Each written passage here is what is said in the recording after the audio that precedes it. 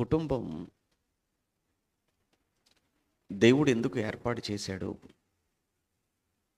అలానే కుటుంబాలు ఈరోజు పాడైపోవడానికి, కుటుంబాలు ఈరోజు పతనమైపోవడానికి కారణాలు కూడా ఏమై ఉన్నాయో కొన్ని సంగతులు దేవుని గ్రంథంలో నుంచి మీకు జ్ఞాపకం చేయాలి.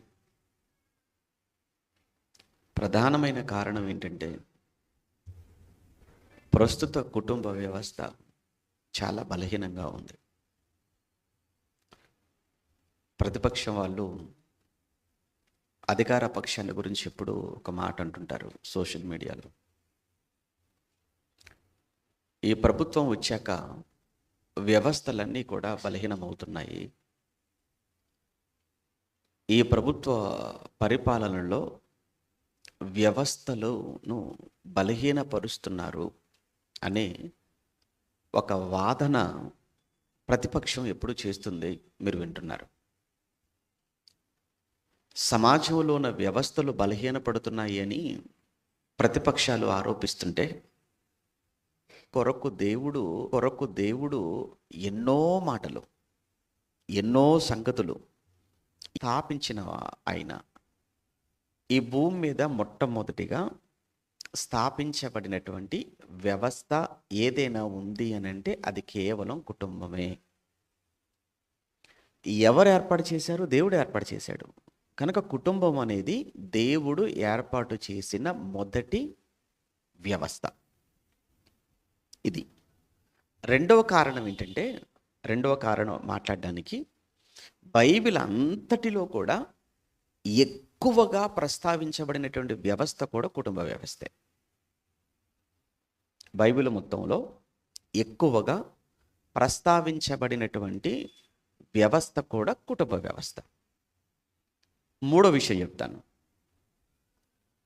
ఎక్కువగా దాడికి గురవుతున్నటువంటి వ్యవస్థ కూడా కుటుంబమే. ఎక్కువగా నాట నుంచి నేటి వరకు దాడికి గురవుతున్నటువంటి వ్యవస్థ లేదా బలైపోతున్న వ్యవస్థ కుటుంబం. అందుకు నేను కుటుంబం గురించి మాట్లాడాలి అని నిర్ణయించుకున్నాను. ఇక కుటుంబంలో ఉన్నటువంటి రిలేషన్స్, కుటుంబంలో ఉన్నటువంటి బంధాలు, దీని గురించి మనం మాట్లాడుకోవడానికి ముందుగా ఒకప్పుడు ఉన్నటువంటి కుటుంబ వ్యవస్థ ఈరోజున్న కుటుంబ వ్యవస్థకు చాలా తేడా ఉంది. ముఖ్యంగా నేను మీకు 1940s నుంచి నేను మీకు చూపిస్తాను. అంటే వీడియోస్ ఏం కాదు కానీ ఒక చిన్న క్లిప్ చూపిస్తాను. 1940s నుంచి ఇప్పుడు ప్రజెంట్ 2026 వరకు, అంటే ఒక 2 years బ్యాక్ ఏమంటారు అంటే 2 years బ్యాక్ ఏమంటారు 2 సంవత్సరాల క్రితానికి సంబంధించిన డేటా. అది 2024 వరకు ఉన్న డేటా. 2024 వరకు ఉన్నటువంటి అనాలిసిస్ ఏదైతే ఉందో దాన్ని నేను మీకు ఒక వీడియో రూపంలో చూపించే ప్రయత్నం చేస్తాను.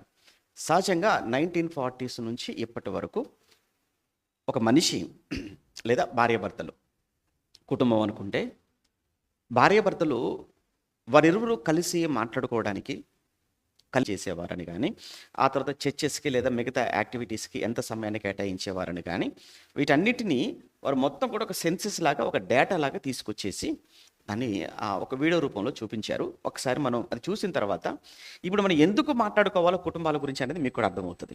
ఒకసారి చూద్దాం. అందులో ప్రధానంగా ఒక్కసారి అలా ఆపేసి చూద్దాం. దాన్ని అలా పౌజ్లో పెట్టు. ఇది 1930, అంటే ఆల్మోస్ట్ మనం ఎన్ని సంవత్సరాలు వెనక్కి వెళ్ళాం? ఒక 80 సంవత్సరాలు వెళ్ళావా వెనక్కి? అంతే కదా. 80 to 90, ఆల్మోస్ట్ 96 సంవత్సరాలు వెనక్కి వెళ్ళిపోయాం. 96 years బ్యాక్ వెళ్ళిపోయాం. ఇందులో చూడండి ఫ్యామిలీ, ఫస్ట్ చూడండి ఫ్యామిలీ. ఫ్యామిలీకి ఎంత ఉంటే పర్సంటేజ్ చూడండి అక్కడ 22.72%. ఓకేనా? అన్నింటిలో టాప్ అది. చూడండి కింద నుంచి మీరు చూస్తుంటే అన్నింటిలో కూడా టాప్ ఏంటంటే ఫ్యామిలీయే. ఫ్యామిలీ ఫస్ట్ ప్లేస్లో ఉంది. అంటే కుటుంబంలో ఉన్నటువంటి వారి మధ్య రిలేషన్స్కు ఎక్కువ సమయాన్ని వాళ్ళు వెచ్చించేవారు అనేది మనకు అనిపించింది. ఆ తర్వాత చూడండి ఇన్ స్కూల్లో 22.44, అంటే నెక్స్ట్ సెకండ్ పొజిషన్ వచ్చేసి స్కూల్. తర్వాత స్నేహితులు, తర్వాత ఇరుగు పొరుగు వారు, చుట్టుప్రక్కల వారు, మన ఇంటి పక్కన ఉన్నటువంటి వారు, తర్వాత చర్చ్ వచ్చేసి, తర్వాత అది ఇన్బార్ అంటే అది పాశ్చాత్య దేశాలు కనుక అది అది అలా పెట్టుకున్నారు, వెస్ట్రన్ కంట్రీస్ కనుక. తర్వాత కళాశాల, యాజ్ కోవర్కర్స్ అంటే సహ ఉద్యోగులు ఎవరైతే ఉన్నారో పనిచేసేవాళ్ళు. ఆన్లైన్ చూడండి జీరో, అప్పటికి ఇంకా ఇంటర్నెట్ అవన్నీ కూడా ఏమి లేవు కదా. ఆన్లైన్ అనేది ఎలా ఉంది, ఎక్కడుంది అక్కడ 0.00 ఉంది. కంప్లీట్గా మీరు చూస్తే ఇక్కడ 1930లో కంప్లీట్గా ఫ్యామిలీ టాప్లో ఉంది. ఓకే, ఫ్యామిలీ అనేది టాప్లో ఉంది. ఆన్లైన్ అనేది ఎక్కడుంది, అడుగునుంది. రైట్, 1930 నుంచి మనం ఒక జర్నీ చేద్దాం, అప్ టు 2024కి వచ్చేద్దాం. అన్నీ ఎలా మారిపోతుంటాయో ఒకసారి మీరు జాగ్రత్తగా అబ్జర్వ్ చేయండి దాన్ని. రైట్, ప్లే చేయండి. ఆ చేంజెస్ మీరు గమనిస్తూ ఉండండి.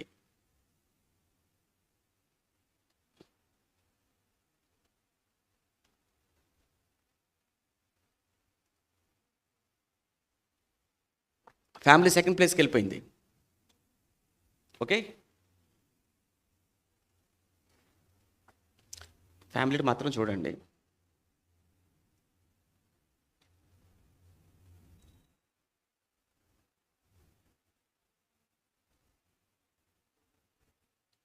ఆన్లైన్ అడుగునే ఉంది ఇంకా.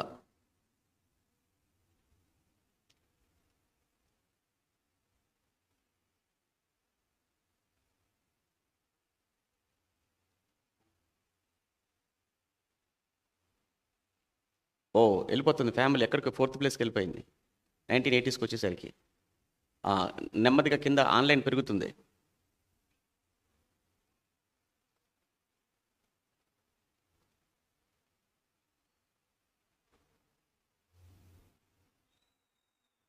చూడండి, ఆన్లైన్ పెరిగిపోయి పైకి వెళ్తుంది. 3rd ప్లేస్కి వెళ్ళింది, 4th ప్లేస్కి వెళ్ళింది, ఓ 2ndకి వెళ్ళింది. ఆల్మోస్ట్ చూడండి ఇప్పుడు ఎక్కడికి వెళ్ళిపోతుందో అది. Very good. మొత్తానికైతే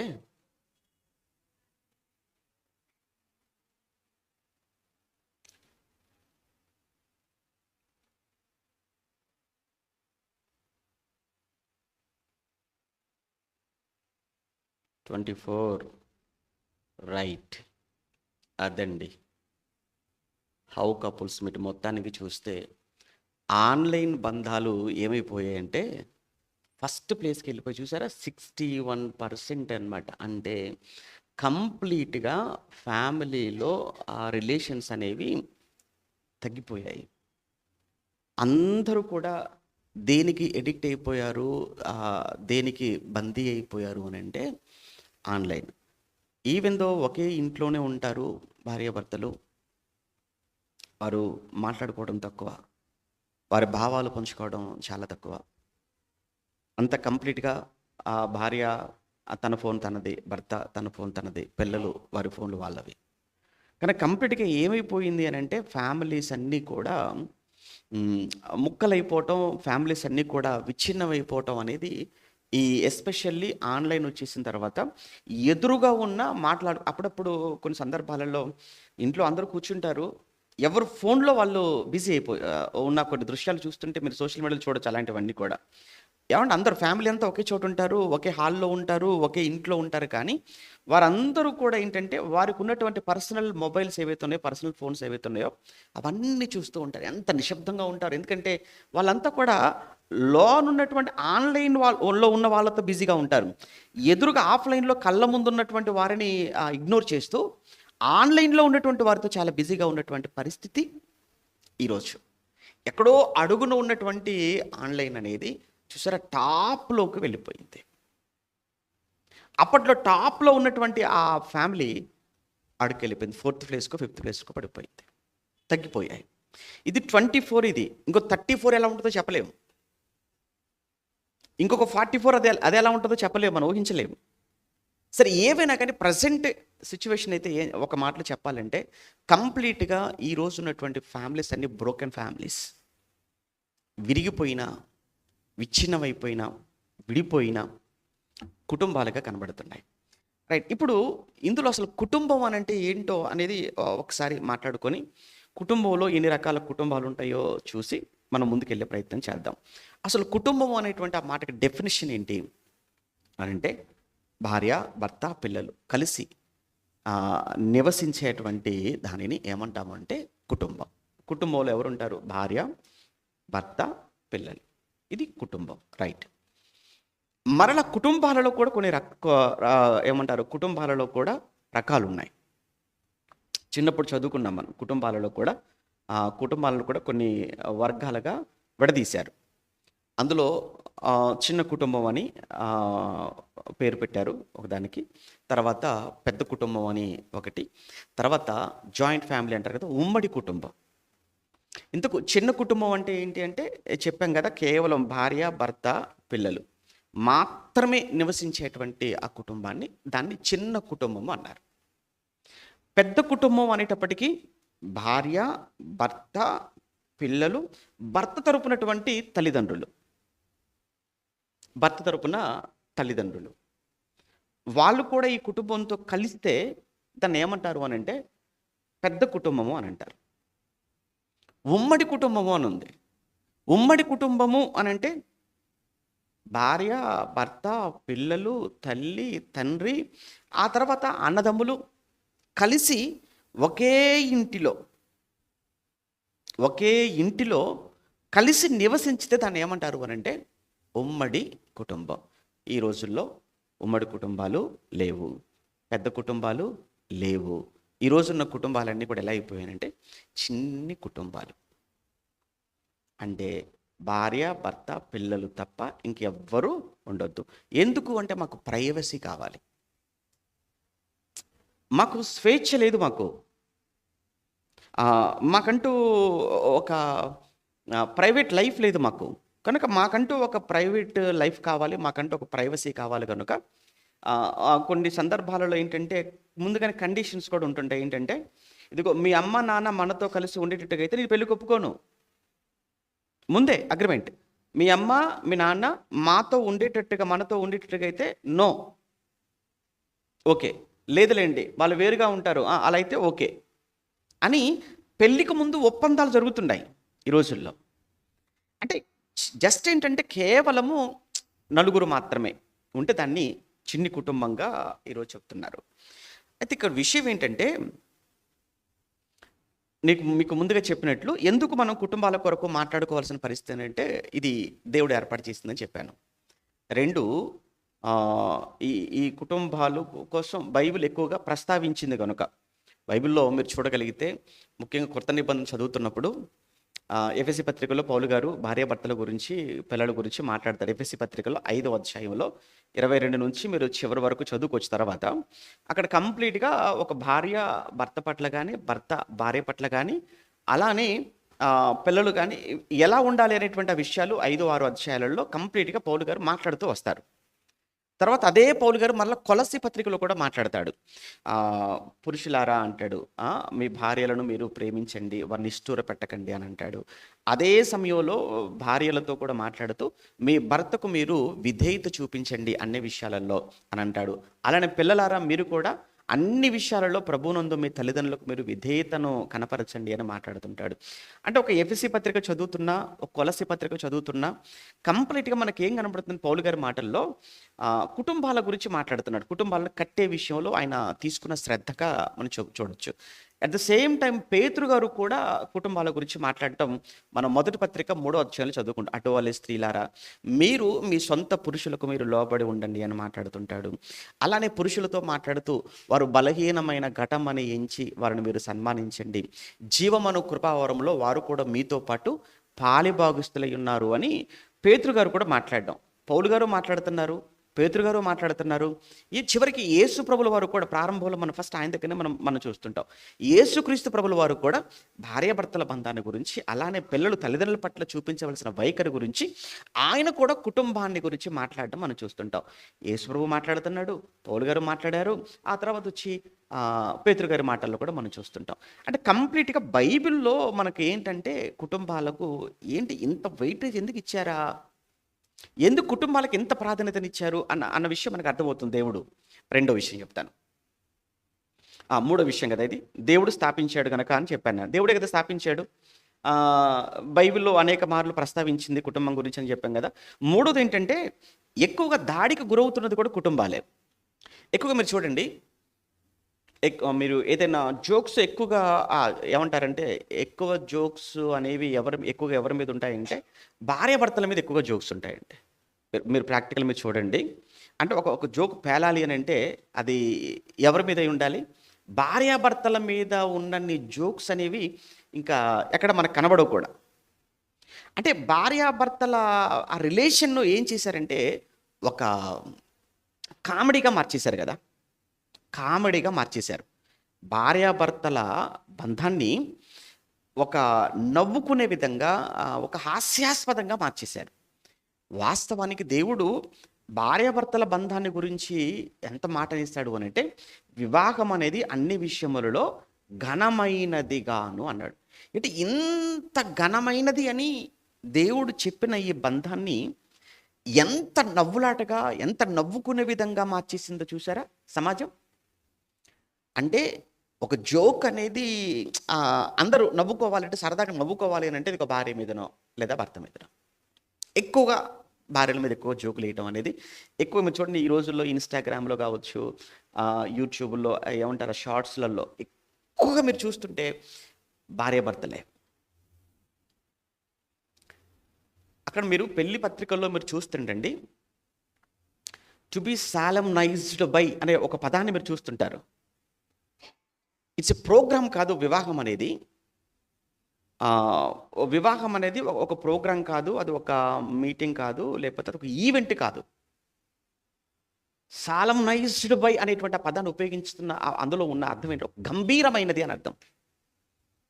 అంటే ఎంతో ఘనమైన గంభీరమైనటువంటి కార్యక్రమం, దేవుడు స్థాపించిన వ్యవస్థ ఇది. ఆఖరికి ఇది ఒక నవ్వుల పాలైపోతుంది. అందరూ సరదాగా మాట్లాడుకునే విధంగా మారిపోయింది వివాహం అనేది. అంటే అర్థం ఏంటంటే ఇది దీని మీద ఒక రకమైన దాడి అనమాట ఇది. ఒక ఏమండి ఒక ఆయన మాట్లాడుతూ అదే ఎంత దాడి జరుగుతుందని చెప్పడానికి ఒక విషయాన్ని ఏమంటారు సరదాగా చెప్తూ ఆయన భార్యాభర్తలు ఇరువురు ఇజ్రాయెల్ వెళ్ళారట ట్రిప్ కోసం. అంతా తిరుగుతున్నారు, అన్నీ చూస్తున్నారు ఇజ్రాయెల్ దేశంలో. సడన్గా భార్యకు హార్ట్ స్ట్రోక్ వచ్చింది, చనిపోయింది. ఇప్పుడు భార్యని ఇక్కడ సమాధి చేయాలి. అప్పుడు అక్కడ ఉన్నటువంటి వాళ్ళు అడుగుతున్నారు, అయ్యా మరి ఏమంటారు, ఇప్పుడు మీరు ఇండియా నుంచి వచ్చారు కదా, ఇండియాకి తీసుకెళ్తారా ఇక్కడ సమాధి చేస్తారా అని అడుగుతున్నప్పుడు, ఇండియాకి తీసుకెళ్ళాలంటే సుమారుగా నుండి ఒక 5 లక్షల రూపాయలు ఖర్చు అవుతుంది. మీరు ఇండియాకి తీసుకెళ్ళాలంటే ఈ డెడ్ బాడీని ఒక 5 నుంచి 6 లక్షల రూపాయలు ఖర్చు అవుతుంది. అదే మీరు ఇక్కడ సమాధి చేశారనుకోండి, జస్ట్ ఒక 10,000 20,000 అయిపోతాయి. అప్పుడు భర్త దేన్ని చూజ్ చేసుకుంటాడు?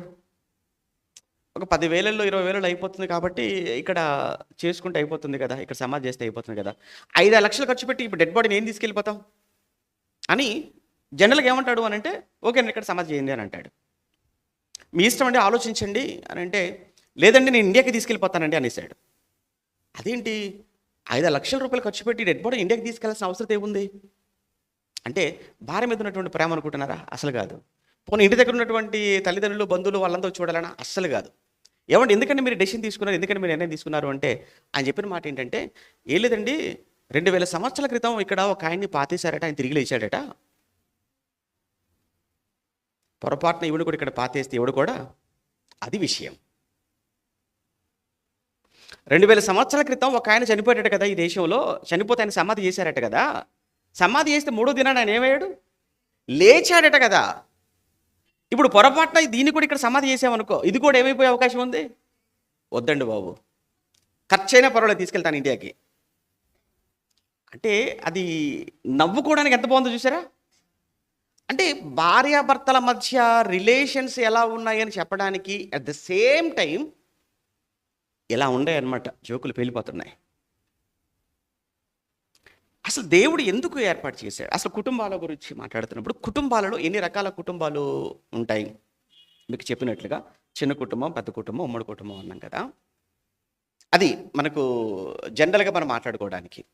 కానీ కుటుంబంలో ఉన్నటువంటి మనస్తత్వాలను బట్టి, కుటుంబంలో ఉన్న రిలేషన్స్ ఆ బంధాలను బట్టి కుటుంబాలను కొన్ని వర్గాలుగా మాట్లాడుతుంటారు.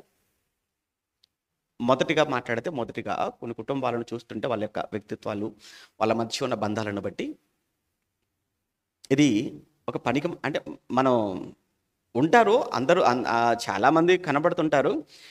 మనం ఎవరిని అనలేం కదా! ఏవండి ఈ కుటుంబం అండి పనికిమాలిన కుటుంబం అండి అని అంటాం. కొన్ని కుటుంబాలకు చూస్తున్నప్పుడు ఇది పనికిమాలిన కుటుంబం అండి, అది ఫూలిష్ ఫ్యామిలీ అండి అంటాం. రెండో కుటుంబం, మరొక కుటుంబాన్ని గురించి మాట్లాడుతున్నప్పుడు ఈ కుటుంబం అంటే ఇది ఫ్యాషన్ ఫ్యామిలీ అండి అంటారు. ఇదండి ఫ్యాషన్ ఫ్యామిలీ. ఒకటి ఫూలిష్ ఫ్యామిలీ, రెండు ఫ్యాషన్ ఫ్యామిలీ. అంటే ఫ్యాషన్ అనేటువంటి మాటకు అర్థం ఏంటంటే ప్రదర్శన. అంటే ఇది ప్రదర్శించుకునేటువంటి కుటుంబం. ఇది ప్రదర్శించుకునేటువంటి కుటుంబం. ఏముండదు కానీ బయటికి మాత్రం చాలా గొప్పగా వారిని వారు చూపించుకునే కనపరుచుకునేటువంటి కుటుంబం అది. ఏమండి ఇది రెండవ కుటుంబం.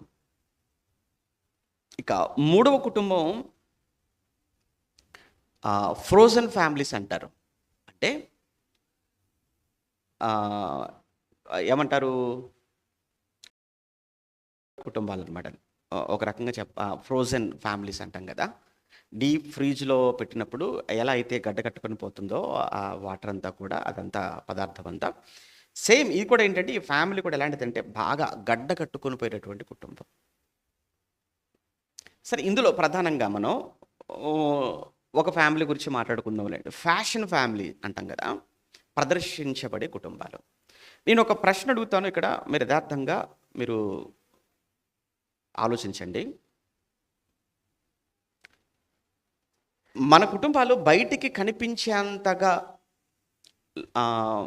నిజంగా మన లోపల కూడా అలానే ఉన్నారా?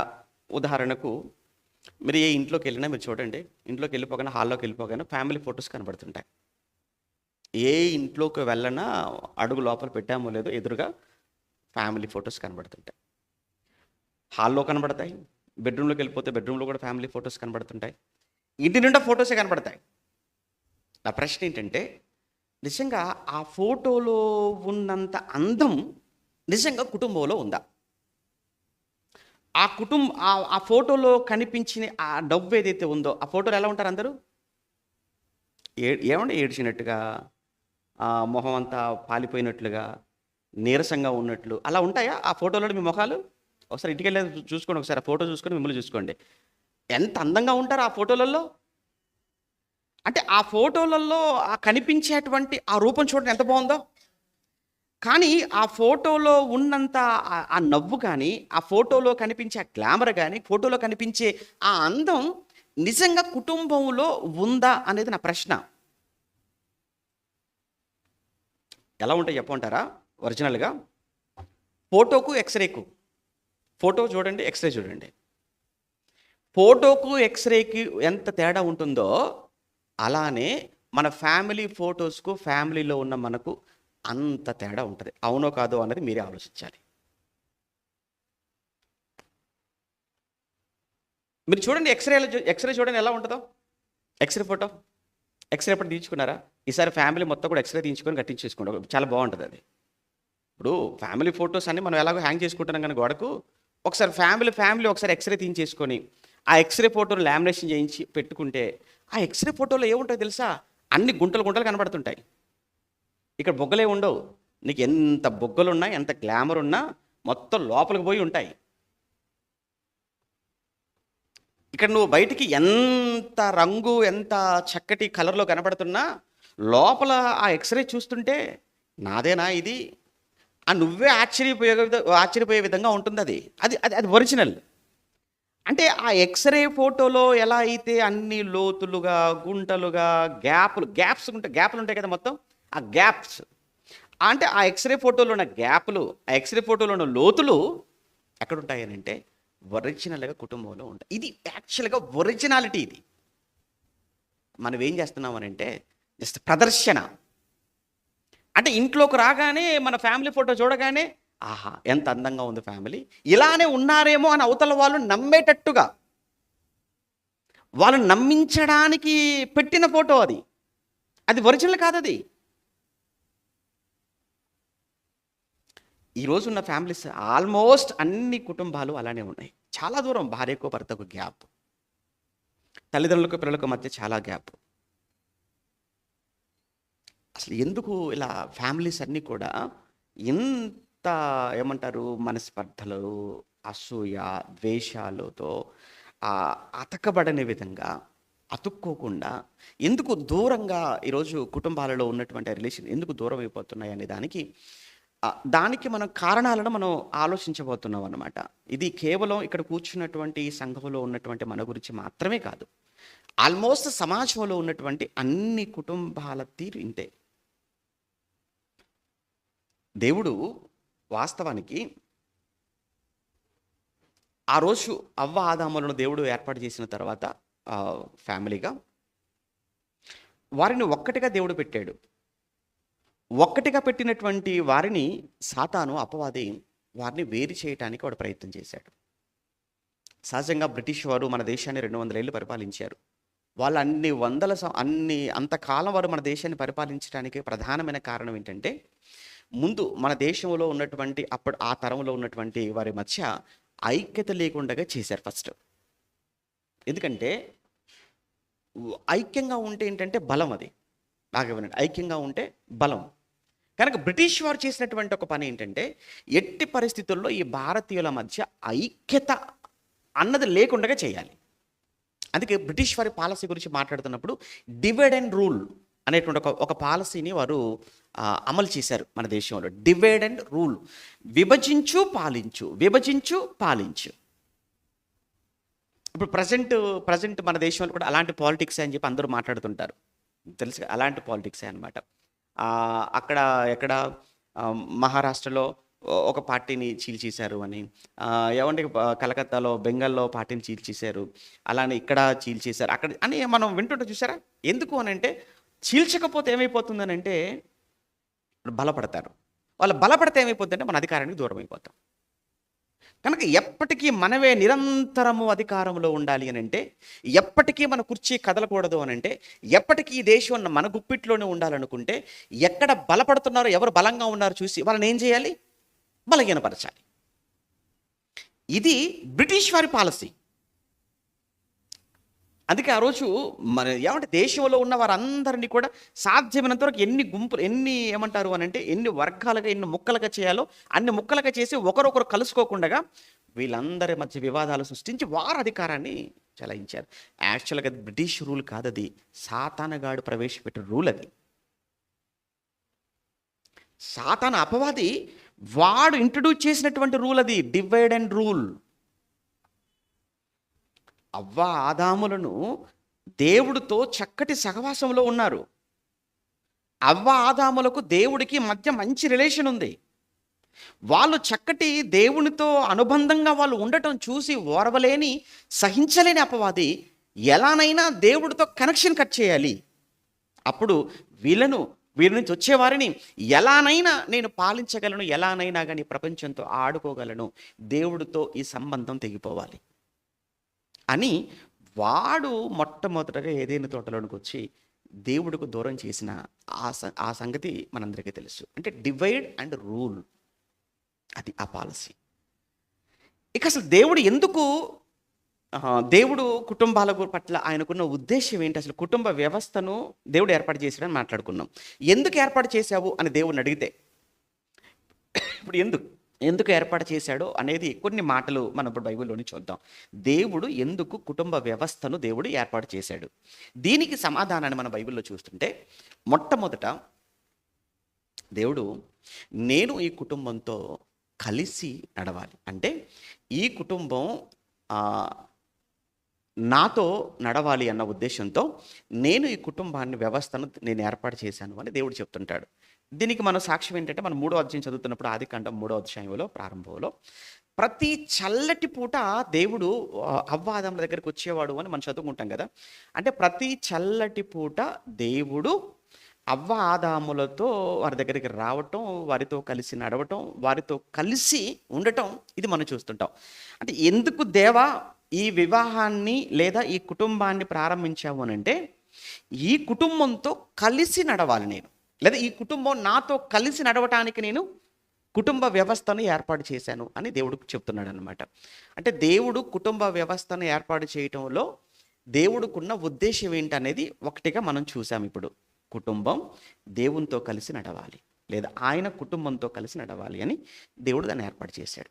రెండో విషయాన్ని మనం చూస్తుంటే, మనం ఎప్పుడు పెళ్లిలో చదువుకుంటాం 1వ అధ్యాయంలో 28లో దేవుడు ఏమంటాడు అని అంటే, 26 కానీ 28 కానీ చదువుతున్నప్పుడు, మీరు ఫలించాలి, మీరు అభివృద్ధి పొందాలి, మీరు భూమిని నిండించాలి, మీరు దానిని లోపరుచుకోవాలి అంటాడు. చూసారా?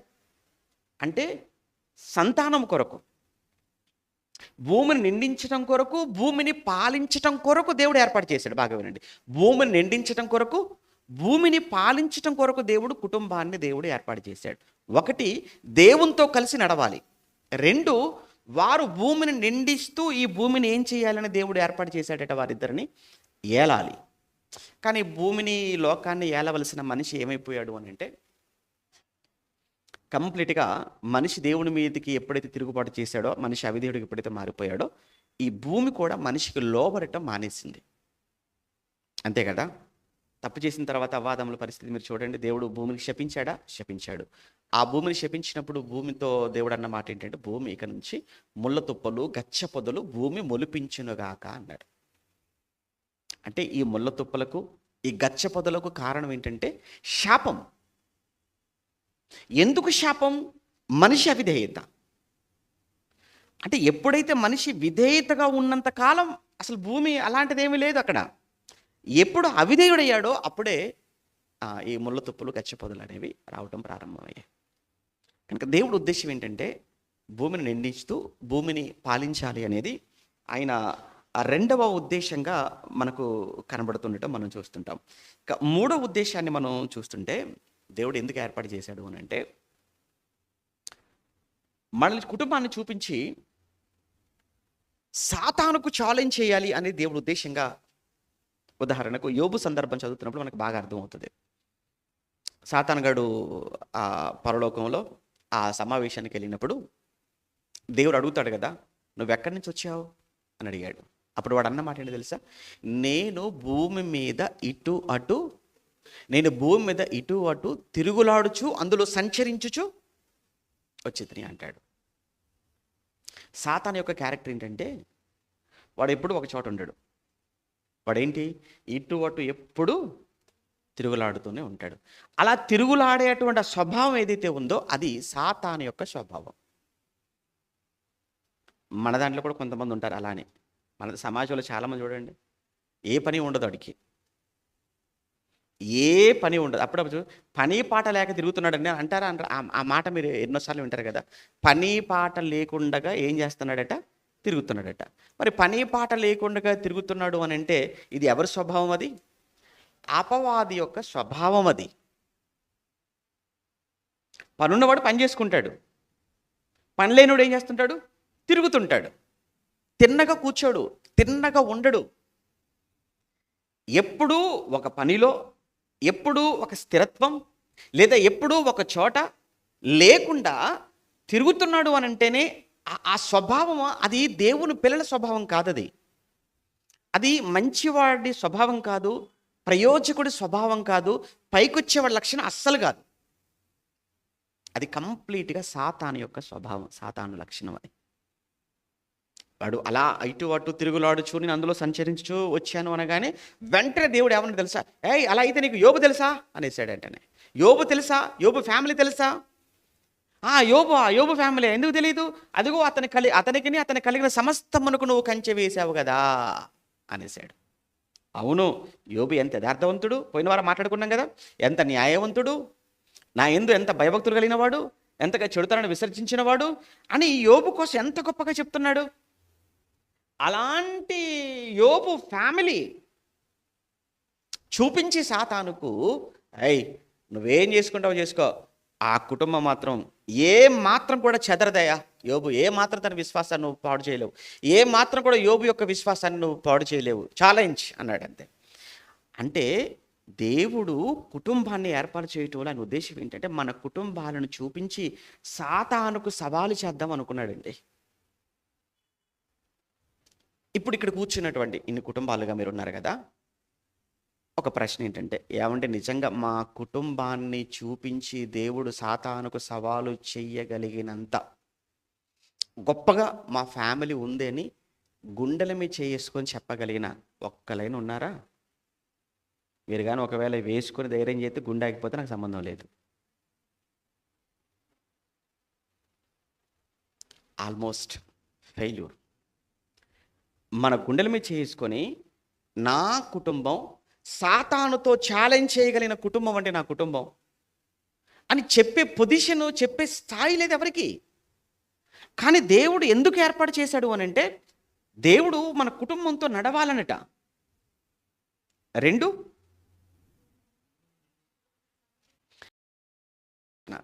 ఇప్పుడు కూడా మీరు మరలా ఆలోచించుకొని చెప్పండి.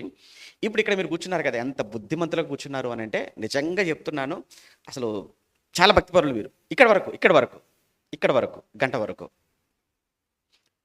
ఇక్కడ ఉన్నంత ఈ వినయం, ఇక్కడ మీరు చూసే ఈ చూపులు, ఇక్కడ మీరు చూపించే ఆ ప్రేమ, ఇక్కడ మీరు కనపరిచే ఆ వాక్యం పట్ల ఆసక్తి, ఇక్కడ మీరు చేసే ప్రార్థన, ఇక్కడ మీరు సంఘంలో అందరితో కలిసి ఆ చిరునవ్వు, ఆ స్మైల్ ఏదైతే ఉందో, నిజంగా ఇప్పుడు ఇక్కడ ఉన్నట్లే ఇంట్లో కూడా ఎంతమంది ఉంటారు చెప్పండి? ఈ మాటకు ఆడవాళ్ళ వైపు నుంచి సమాధానం రాదు, దీనికి మగవాళ్ళ వైపు నుంచి కూడా సమాధానం రాదు. నాకు తెలుసు. ఎందుకంటే కొంతమంది భార్యలు, భర్తలు వచ్చి ఇక్కడ ప్రార్థన చేస్తున్నా, వాళ్ళు పాట పాడుతున్నా, వాక్యం చదువుతున్నా, భార్యలో లోపల అనుకుంటారు, ఏం యాక్టింగ్ చేస్తున్నారండి మీరు? ఇప్పుడే కదా ఇంటి దగ్గర మీరు ఏమని వచ్చారో, నాతో మీరు ఎలా గొడవపడి వచ్చారో, మీరు ఏం చేశారో అప్పుడే మర్చిపోయాను అనుకుంటున్నారా? సరేలే, ఇవన్నీ ఎరిగొరలు, ఇవన్నీ వీళ్ళకేం తెలియదు కదా, నన్ను అడిగితే కదా తెలిసేది మీ గురించి అని వాళ్ళు అనుకుంటారు ఖచ్చితంగా. అదే సమయంలో భార్యలు వచ్చి ఇక్కడ వాళ్ళు కన్నీళ్లతో ప్రార్థన చేస్తారు అనుకోండి, భర్త ఏమనుకుంటాడు, అక్కనేమో నన్ను ఏడిపించావు కదే, ఇక్కడనేమో నువ్వు ఏడుస్తున్నావు కదే, ఎంత మహానటి నువ్వు అని భర్త అనుకుంటాడు అనుకోడు చెప్పండి? ఖచ్చితంగా అనుకుంటాడు. అంటే మొత్తానికి ఏంటంటే అందరూ నటులే. ఇక్కడ ఉన్న ఏమంటే ఇక్కడ చూపించే ఇది ఏవైతే ఉందో, ఇది పైన ఏదైతే ఉందో చెప్పనా, ఇదంతా కూడా ఫోటో అనగానే ఏంటి, అప్పటివరకు లేని నవ్వు కూడా వచ్చేస్తుంది కదా. దీన్ని ఏమంటారు? కృత్రిమము అంటారు దీన్ని. ఇదంతా ఆర్టిఫిషియల్. శరీర కార్యాలలో ఒకటేంటి? కృత్రిమం. ఇది ఒరిజినాలిటీ కాదు. మీరు చూడండి, ఈ పూలేం ఒరిజినల్ అనుకుంటున్నారా? చూడండి, చూడటానికి ఎలా కనపడుతుంది అంటే ఒరిజినల్ పూలాగానే కనపడుతుంది, పట్టుకుంటే కానీ తెలియదు. ఇది కృత్రిమం, ఆర్టిఫిషియల్. ఇది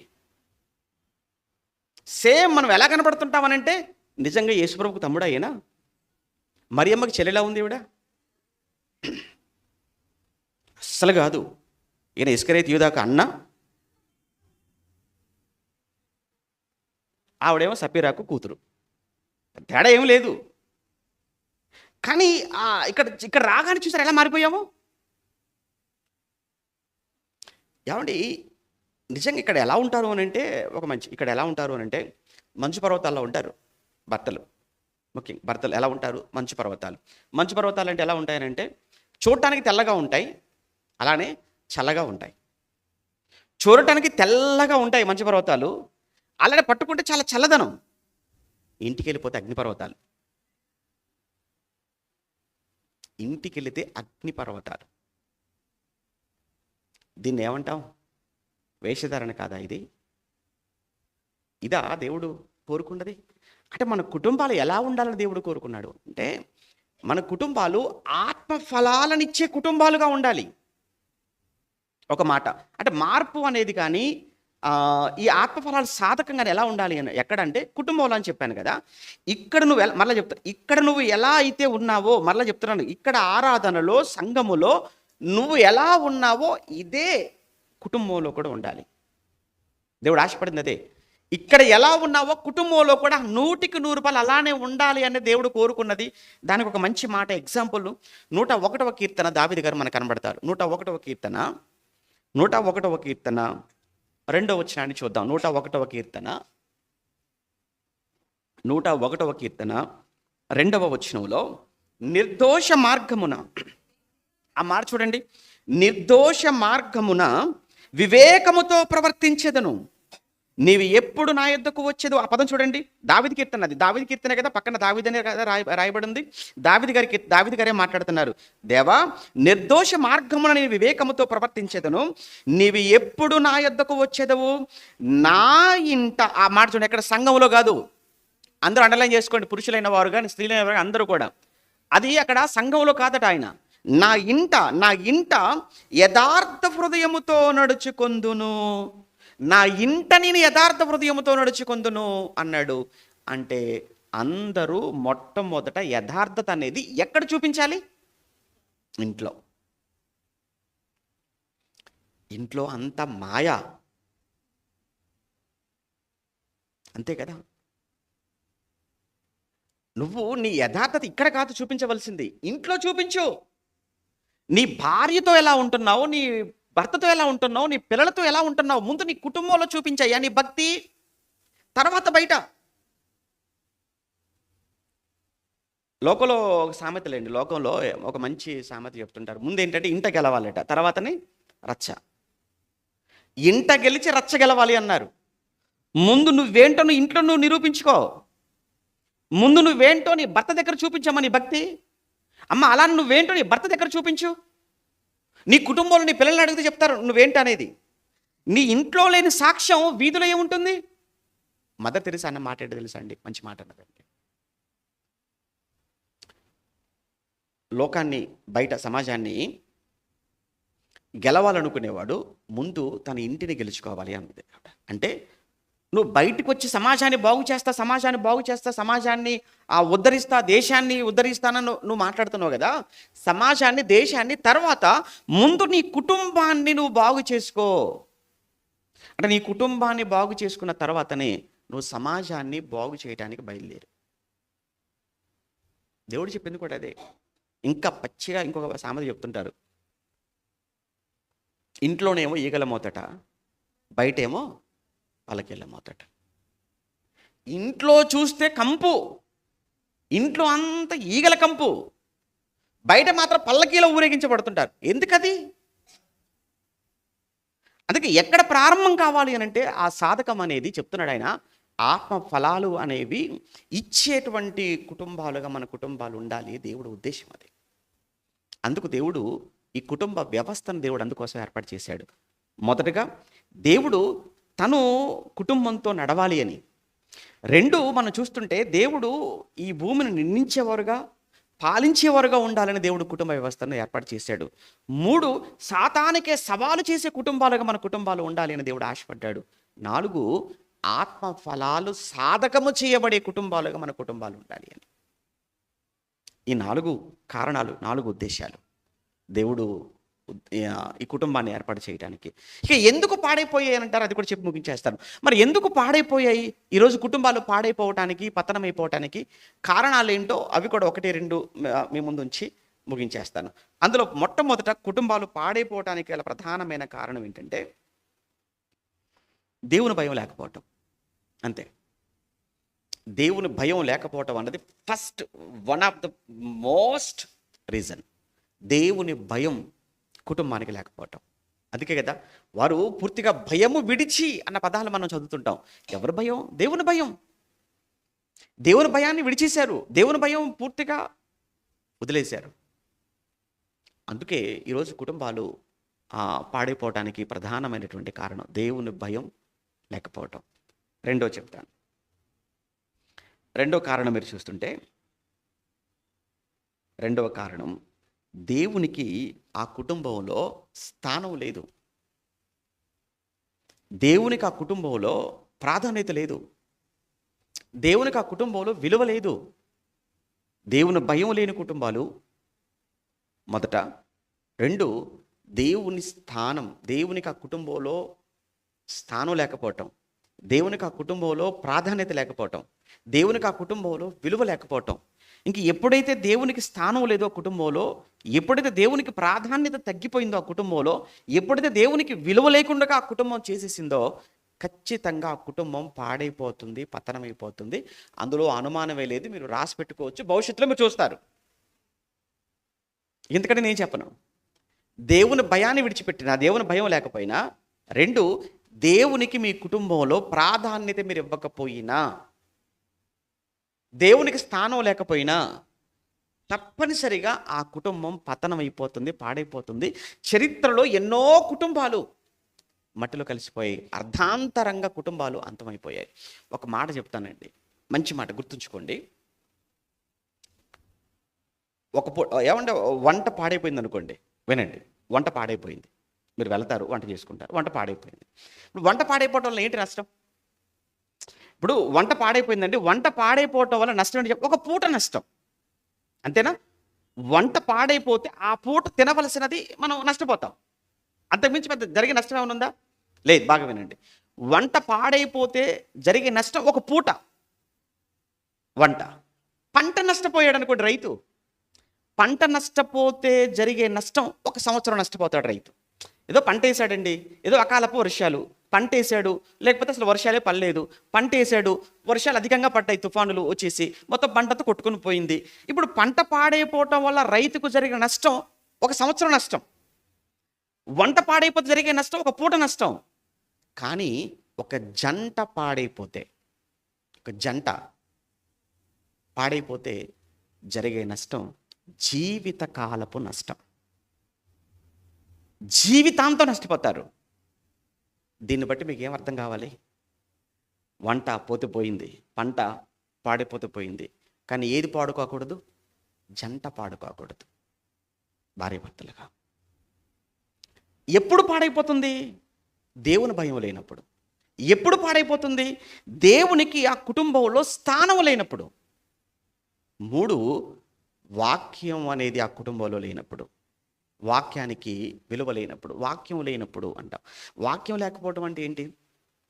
అంటే వాక్యం, బైబిల్ ఉందేమో నీ చేతిలో. మరికొంతమంది గొప్పగా ఏంటంటే బైబిల్ కూడా మొబైల్లో పెట్టుకొని వచ్చాను అని అంటారేమో.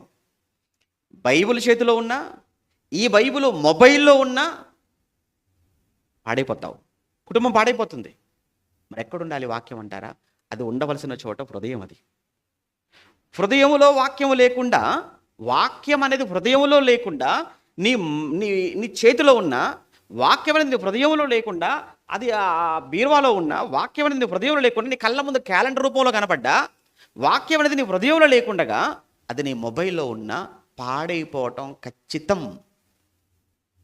కానీ ఉండవలసింది ఎక్కడ అంటే అది హృదయంలో ఉండాలి. హృదయంలో లేనంత వరకు తప్పనిసరిగా ఆ కుటుంబం కూడా పాడైపోయే అవకాశం ఉంది. ఇది 3. 4వది ఏంటంటే చివరగా దేవుని సన్నిధి. దేవుని సన్నిధి అంటే దేవుని సన్నిధి ఉండాలా మన కుటుంబంలో? ఖచ్చితంగా దేవుని సన్నిధి మన కుటుంబంలో ఉంటే ఎలా ఉంటాము అంటే ఎప్పుడు కూడా మనం మండుతుంటాం. మీరు లూకా సువార్త 24:32 మీరు చదువుకున్న అక్కడ 24:32లో యేసు ప్రభువు తిరిగి లేచిన తర్వాత ఎమ్మ అనే మార్గం గుండా వెళ్ళిపోతున్నప్పుడు 2 వ్యక్తులతో ఆయన మాట్లాడుతుంటాడు. తర్వాత వాళ్ళు ఆలోచిస్తారు, హే, ఇందాక మనతో మాట్లాడుతున్న వ్యక్తి ఆయన నిజంగా ఆయనే, నజరేయుడైన యేసే. ఎందుకంటే ఆయన వాక్యం మాట్లాడుతున్నప్పుడు ఆ వాక్యం మన హృదయంలో మండుచుండలేదా అంటాడు. అంటే వాక్యం అనేది లేదా దేవుని సన్నిధి అంటే ఆయన మనతో ఉన్నప్పుడు, ఆయన మనతో ఉంటే ఆయన మనతో మాట్లాడుతుంటాడు. ఆయన మనతో మాట్లాడుతుంటే మన హృదయం ఏమవుతుంది? ఎప్పుడు మండుతుంది. వాక్యం మండుతుంది అని అంటే అర్థం ఏంటంటే వాక్యం నేను ఎప్పుడు వెచ్చగా ఉంచుతుంది. దేవుడు ఏమైనా ప్రార్థన చేసుకోవాలనిపిస్తుంది, వాక్యం చదువుకోవాలని ఆలోచన కలుగుతుంది, ఆరాధనకి వెళ్ళాలన్న తలంపు కలుగుతుంది. ఏ ఒక్క దైవ కార్యక్రమాన్ని కూడా మనం పోగొట్టుకోకూడదు అన్న ఆలోచన మనలో కలిగిస్తుంటాడు. ఎప్పుడు కూడా దేవుని కార్యక్రమాలకు ఏమంటారు వెళ్ళాలి, ఇవ్వాలి, చెయ్యాలి అనే ఈ తలంపులు ఉంటాయి చూసారా? ఎట్టి పరిస్థితుల్లో కూడా ఈ తలంపులు మనలో రాకుండా ఉండవు, ఎప్పుడు వస్తూనే ఉంటాయి. ఇవి అంటే ఇవి ఎప్పుడు వస్తూనే ఉంటాయి అని అంటే మన హృదయంలో దేవుడు మనతో ఉన్నాడు గనక ఆయన మనల్ని లోపల ఏం చేస్తున్నాడు? ఆయన మండిస్తున్నాడు. దేవుడు ఉండే కుటుంబంగా మన కుటుంబం ఉండాలి. దేవుని సన్నిధిగా మన కుటుంబం మారాలి. ఆయన మనతో ఉండాలంటే, మళ్ళీ చెప్తున్నాను, ఆయన మనతో ఉండాలి అని అంటే మనకున్న ఆ బిల్డింగ్లను బట్టి ఆయన మన దగ్గర ఉండడు. మన ఇంట్లో ఉన్న ఫర్నిచర్ని బట్టి ఆయన మనతో ఉంటాడనుకుంటే పొరపాటు. ఆయన మనతో ఉండాలి అని అంటే ఒకటే చెప్పాను కదా, మన హృదయం మండుతుండాలి. మన ఇల్లు లేదా మన మనసులో ఎలా ఉండాలంటే క్లీన్‌గా ఉండాలి, పవిత్రంగా ఉండాలి, మంచి మనస్సు కలిగి ఉండాలి మనం. మళ్ళా మంచి మనస్సు కలిగి మనం ఉండాలి. మంచి మనస్సు కలిగి ఉంటే ఖచ్చితంగా ఆ ఇంట్లో దేవుడు ఉంటాడు. ఉదాహరణకు లూకా సువార్త 7 మీరు చదివితే తర్వాత ఒక పాపాత్మురాలైనటువంటి ఒక స్త్రీ ఆయన యేసుప్రభు పరిసయ్యుని ఇంటికెళ్ళి, పరిసయ్యుడు అంటే బాగా డబ్బున్నవాడు, పేరున్నవాడు. బాగా వినండి. ఆ రోజుల్లో పరిసయ్యులు అంటే చాలా పవిత్రమైన వారు, సమాజం దృష్టిలో పరిశుద్ధమైన వారు, బాగా డబ్బున్నవారు, బాగా పలుకుబడి ఉన్నవారు. అలాంటి ఒక ఆయన యేసుప్రభుని భోజనానికి పిలిచాడు. యేసుప్రభు భోజనానికి వెళ్ళాడు, భోజనానికి కూర్చున్నాడు. ఈలోపు పాపాత్మురాలైన ఒక స్త్రీ వచ్చింది. వచ్చి ఆయన పాదాలను ముద్దు పెట్టుకుంది. ఆయన పాదాల మీద అత్తరు పోసింది. ఆయన కన్నీళ్లతో తన కుర్రలతో తుడిచేస్తుంది. ఇది చూస్తున్న పరిసయ్యుడు అసలు ఈయన ఏంటి, ఆవిడ ఎలాంటిదో ఈయనకి తెలుసుంటే, ఆవిడ ఎలాంటిదో నిజంగా ఈయన ప్రవక్త అయి ఉంటే తెలుసుకునేవాడు, వారించేవాడు కదా అని ఆయన తప్పుగా ఆలోచిస్తున్నాడు. మళ్ళీ మీరు చూడండి, మరల యేసుప్రభు ఆ పరిసయ్యుని ఇంటికి వెళ్ళిన దాఖలాలు మనకు కనబడవు. అయిపోయింది. ఆ పరిసయ్యుడు భోజనం పెట్టాడేమో కానీ పిలిచి మరొక్క మారు ఆ పరిసయ్యుని ఇంటికి వెళ్ళడానికి ప్రభువుకు మనసు లేదు. కానీ పేతురింటికి పలుమార్లు వెళ్ళినట్టుగా కపెర్నహూములో చూస్తుంటాం. మరియా మార్తల ఇంటికి అనేక మార్లు వెళ్ళి ప్రభు అక్కడ ఉన్నట్టుగా చూస్తుంటాం. మరియా మార్తల ఇంటికి అన్ని మార్లు వెళ్ళాడు ప్రభు, పేతురింటికి అన్ని మార్లు వెళ్ళాడు. ఈ పరిసయ్యుడు చాలా గొప్పవాడు, వాళ్ళ ఇల్లు చాలా పెద్దగా ఉంది, ఇంట్లో కూర్చోవడానికి ఫర్నిచర్ అంత చాలా లేటెస్ట్గా చాలా బాగుంది. కానీ ప్రభు ఇంకొకసారి వెళ్ళడానికి ఇష్టపడలేదు ఆయన ఆ ఇంటికి. కారణం ఏంటంటే అతని మనసు బాగోలేదు. మళ్ళీ చెప్తున్నాను, మీ ఇల్లు ఎలా ఉందో చూసేవాడు కాదు, మీ ఇంట్లో ఏముందో చూసేవాడు కాదు ఆయన, మీ మనసు ఎలా ఉందో చూసేవాడు. మీ కుటుంబంలో అందరి మనస్సులు ఒకలా ఉంటే, మీ అందరి మనస్సులు ఏక మనసు కలిగి ఉంటే, ఏక భావం కలిగి ఉన్నవారుగా ఉంటే, కుటుంబంలో ఏక హృదయం కలిగిన వారుగా ఉంటే, ఆ ప్రభు వచ్చి ఆ కుటుంబంతో ఉంటాడు. అంతే. ప్రభు రావడానికి సమాజంలో స్టేటస్ చూడాయన, స్టేటస్ చూసి వచ్చేవాడు కాదు ఆయన, మనస్సును మాత్రమే చూసి వస్తాడు. నువ్వు ఏ ఇంట్లో ఉన్నా పర్వాలేదు, ఎలాంటి ఇంట్లో ఉన్నా పర్వాలేదు, కానీ నీ మనస్సు మంచిదై ఉంటే ఖచ్చితంగా ఆయన వస్తాడు, మీతో పాటు ఉంటాడు. ఆయన మీతో ఉంటే ఆయన మిమ్మల్ని మండిస్తుంటాడు. మీరు మండుతున్నారు, దేవుడు మీతో ఉన్నాడు అంటే సాక్ష్యం ఏంటి తెలుసా? ఆరాధన, సంఘము, కార్యక్రమాలు, పనులు, రావడం, ఇవ్వడం, చేయడం. ఏమండి, ఏది కూడా మనం దూరం కాకుండా మనం ఎందుకు ప్రతిదానికి మనం వెళుతుంటాము, చేస్తున్నాము అంటే ఒకటే, లోపల ఉన్నటువంటి దేవుడు, లోపల ఉన్న ఈ వాక్యం నిన్ను ఎప్పటికప్పుడు మంట పెడుతూనే మండిస్తూనే ఉంటుంది. అంటే దేవుడు, ఆయన ఉన్న కుటుంబాలు ఎలా ఉంటాయి, దేవుడు లేని కుటుంబాలు ఎలా ఉంటాయి. ఈరోజు కుటుంబాలు పాడైపోవటానికి, పతనమైపోవటానికి ప్రధానమైన కారణం చెప్పుకున్నట్టుగా దేవుని భయం లేకపోవటం, దేవునికి ఇంట్లో స్థానం లేకపోవటం, అదే వాక్యానికి చోటు ఇవ్వకపోవటం, దేవుని సన్నిధికి దూరం అయిపోవటం. ఈ కారణాల వల్ల ఈరోజు భార్యాభర్తల మధ్య కానీ, తల్లిదండ్రులకు పిల్లల మధ్య కానీ ఈ అగాధం ఏర్పడిపోయింది. కుటుంబాలు విచ్ఛిన్నమైపోయి పగలతో, కక్షలతో, దాడులతో, కేసులతో, కోర్టులు అనుకుంటూ రోడ్డు మీద పడిపోయి, లేదా బయటికి చూడటానికి మాత్రం ఎలా ఉన్నారు అని అంటే బాగున్నారు, సమాజానికి భయపడి, కానీ లోపల మనసులు కలవట్లేదు ఈరోజు ఇక్కడ కూర్చున్న వాళ్ళలో కూడా. అలాంటి పరిస్థితి రావద్దు అనుకుంటే ఆయనకు భయపడండి, ఆయనకు చోటు ఇవ్వండి, వాక్యానికి విలువనివ్వండి. ఆయన సన్నిధి కలిగిన కుటుంబాలుగా మీ కుటుంబాలను మలుచుకోండి. దేవుడు ఉంటాడు. అయిపోలేదు. నెక్స్ట్ భాగం వచ్చే వారం.